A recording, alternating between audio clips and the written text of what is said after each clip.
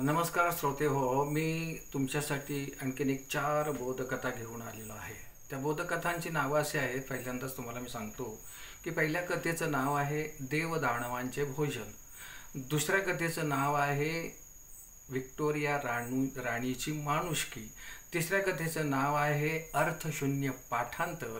आणि चौथ्या कथेचं नाव आहे इसाप आणि माणसाच्या चालण्याचा वेग. अशा या 4 बोधकथा मी तुम्हाला आता सांगणार आहे. बोधकथा या शब्दाचा अर्थ आपल्याला प्रथम समजावून घेतला पाहिजे. कथा म्हणजे कहाणी, गोष्ट ही सांगण्याची तुम्हाला गरज नाही आहे, पण बोधचा अर्थ पहिल्यांदा तुमच्या ध्यानात असला पाहिजे.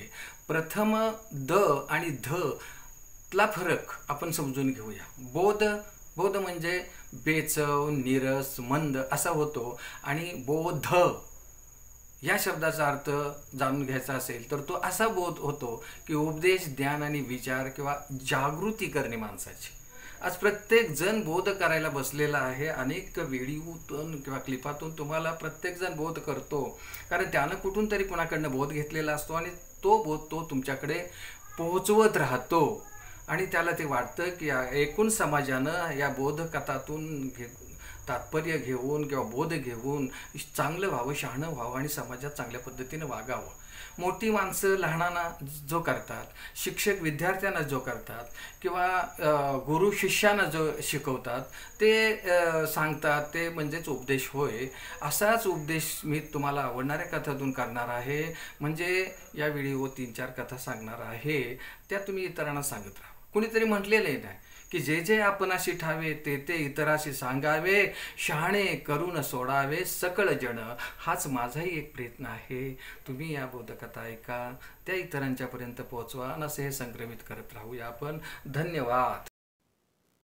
नमस्कार श्रोते हो. मी तुम्हाला 4 बोधकथा सांगणार आहे. त्या पहिल्या कथेचं नाव आहे देवदानवांचे भोजन. दुसऱ्या कथेचं नाव आहे व्हिक्टोरिया राणीची माणुसकी. तिसऱ्या कथेचं नाव आहे अर्थशून्य पाठांतर. आणि चौथ्या बोधकथेचं नाव आहे इसाप आणि चालण्याचा वेग. तर पहिली बोधकथा देवदानवांचे भोजन. कसं आहे की वाटेवर चालताना वाटेसारखं वागावं लागतं. आपण कितीही सरळ असलो ना तरी वळणावर वळावंच लागतं.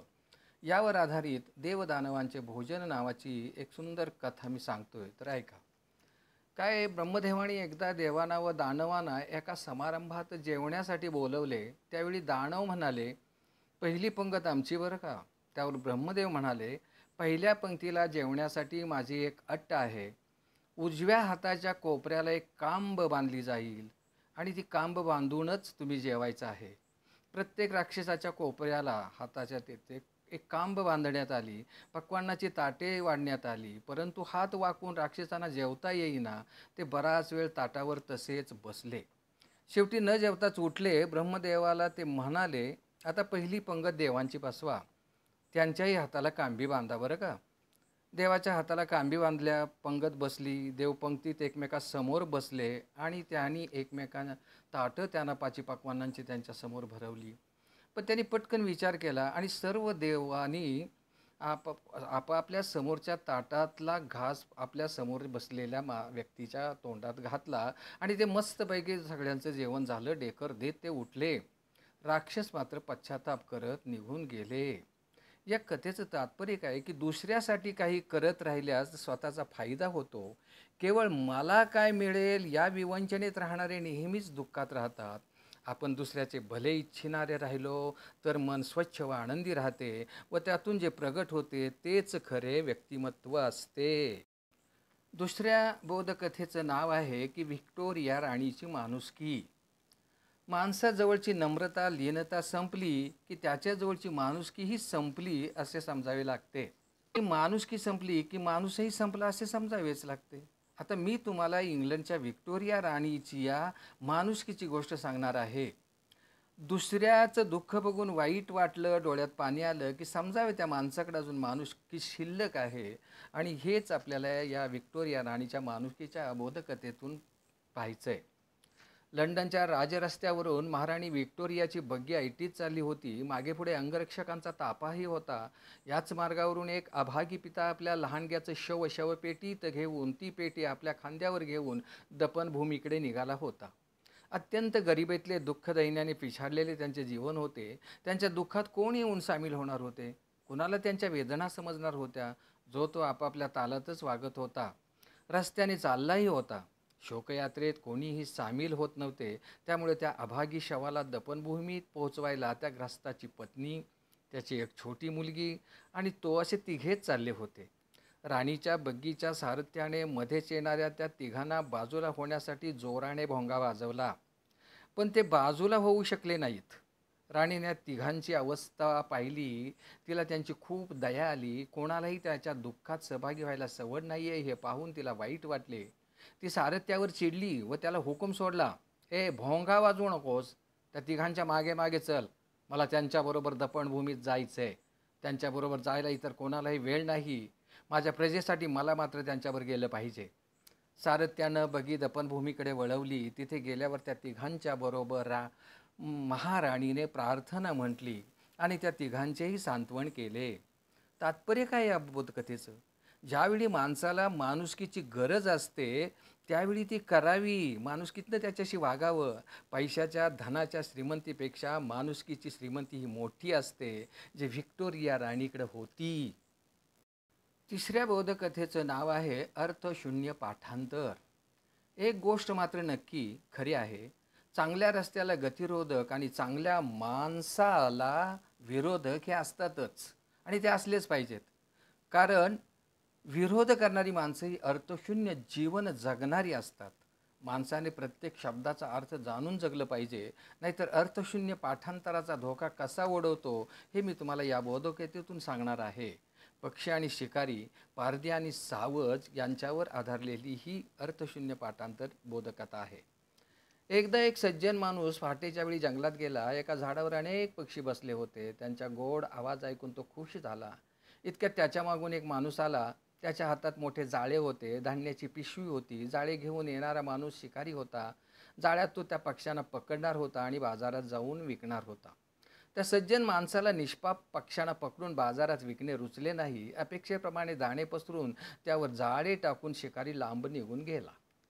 सज्जन माणसाने त्या पक्ष्यांना ओरडून सांगितले की बाबानो, शिकारी आलाय, जाळं टाकलंय, दाणं पसरले, तुम्ही ते दाणं खायला जाल, त्या जाळ्यात अडकाल, मग तो तुम्हाला पकडून बाजारात नेईल आणि विकेल. त्या सज्जन माणसाचे बोलणे पक्ष्याने ऐकून घेतले. त्याचं बोलणं त्यांनी पाठ केलं. सज्जन माणसानं पक्ष्यांना विचारलं, मी काय सांगितलं रे, तुम्हाला कळलं का? हो कळलं ना, सर्व पक्षी एकाच सुरात ओरडले. आता विसरणार नाही ना? नाही. पक्ष्यांनी सज्जन माणसाचं बोलणं पाठ म्हणून दाखवलं. शिकारी आलाय, जाळं टाकलंय, त्यात तो पकडेल, बाजारात विकेल वगैरे. सज्जन माणूस खुश झाला. एक पवित्र काम केल्याचं समाधान घेऊन तो घराकडे निघाला. तो शहराजवळ येतोय ना येतोय तोच त्याच्या मागून शिकारी आला. त्याच्या पाठीवर ते जाळं होतं. त्या जाळ्यात बरीचसे पक्षी अडकलेले होते आणि ते एका स्वरात त्या सज्जन माणसाचे बोल बोलत होते. शिकारी आलाय, जाळं टाकलंय, तो तुम्हाला जाळ्यात पकडेल आणि बाजारात विकायला नेईल. अर्थ न समजता न जाणता पाठांतर करणाऱ्याची स्थिती ह्या पक्ष्यांच्यासारखी होते. म्हणून तात्पर्य लक्षात घ्या. अर्थ जाणून पाठ केलेली गोष्टच उपयोगी पडते. निरर्थक पाठांतराचा काय उपयोग? निरर्थक पाठांतराचा काहीही उपयोग होत नाहीये. जे पाठ करायचं ते पक्कच पाठ करायचं. चौथ्या बोधकथेचं नाव आहे इसाप आणि चालण्याचा वेग. इसापच्या नीतिकथा आणि बोधकथा खूप चांगल्या आहेत. त्यानं त्या माणसाला राग येऊ नये म्हणून माणसाचा उल्लेख करून लिहिलेला नाहीत किंवा माणसावर आधारित लिहिलेल्या नाही आहेत, तर पशुपक्ष्यांच्यावर आधारलेल्या त्याच्या कथा आहेत. इसाप एका गुलाम आईबापाचा मुलगा होता. अतिशय बेढप आणि कुरूप दिसणारा होता. एका इस्मानं त्याला घरातील लहान मुलांना भीती दाखवण्यासाठी खरेदी केलं. पण ईश्वरानं त्याला कुरूप बेढपणा दिला होता, तरी पण अफाट बुद्धी दिली होती. त्या जोरावर तो जगप्रसिद्ध झाला. इसवी सन पूर्व 6व्या शतकात झालेला हा इसाप नीतिकथा आणि बोधकथांचा एक चांगला लेखक ठरला. त्याचीच एक बोधकथा मी आता तुम्हाला ऐकवतो. इसाप एकदा रस्त्याच्या कडेला बसला होता. उद्देश काहीच नव्हता. एका वाटसरूने इसापला विचारले, का हो, पुढचे गाव इथून किती दूर आहे, हे सांगाल का मला? मला त्या गावात जायचं आहे, तिथे पोहोचायला मला किती वेळ लागेल.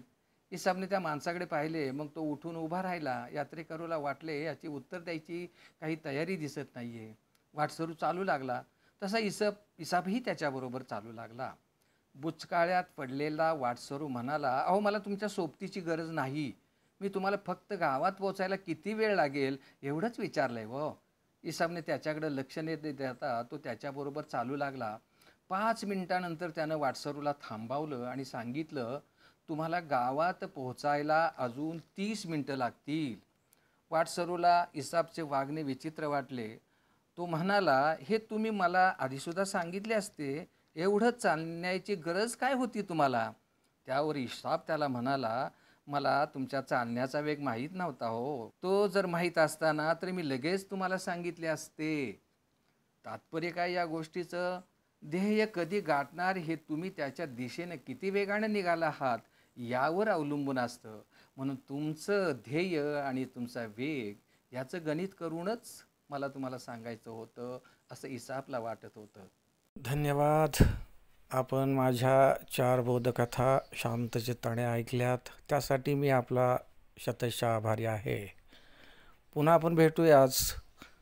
तोपर्यंत मी आपणास प्रणाम करतो.